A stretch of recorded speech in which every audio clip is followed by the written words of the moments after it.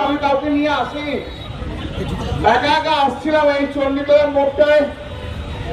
বিজেপির লোকেরা চিৎকার করে গালাগাল দিয়ে মাথায় দূর থেকে ঢিল কি বল বড় ইউজ বল ছুড়েছে, আমি বুঝতে পারছি না। আমার মাথা দিয়ে রক্ত বেরোচ্ছে।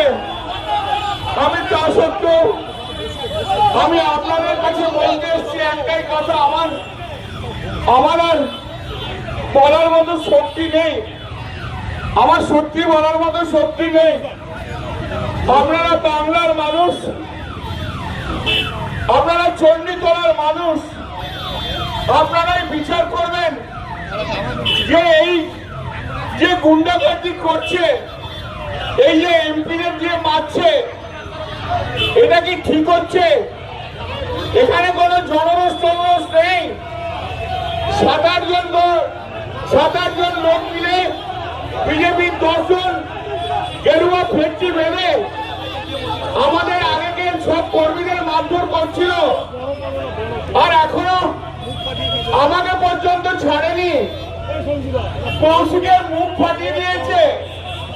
একটু আগে আমি যখন হেঁটে হেঁটে আসছিলাম তখন একজন ভদ্রমহিলা, তিনি মোটরসাইকেল করে যাচ্ছিলেন, তার পিছনে আমাদের স্বামী ছিল, রাস্তায় নেমে আমাকে বললো, দাদা আমাদের প্রচন্ড মেরেছে বিজেপির লোকজন। সারা পশ্চিমবাংলায় যেভাবে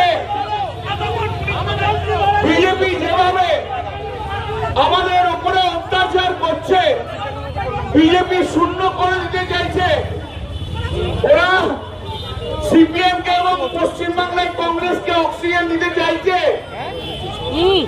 আমি আপনাদের কাছে আমি আবার এই মাইকের মাধ্যম দিয়ে আমি সারা বাংলার মানুষকে একটা জিনিসই বলতে চাই যে আপনারা এই কর্মকে সমর্থন করছেন তো ওরা যেভাবে বিরোধীদের মারধর করছে, এমপি কেও দেখলে ওপর থেকে ঢিল বা বল ছুড়ে দিচ্ছে।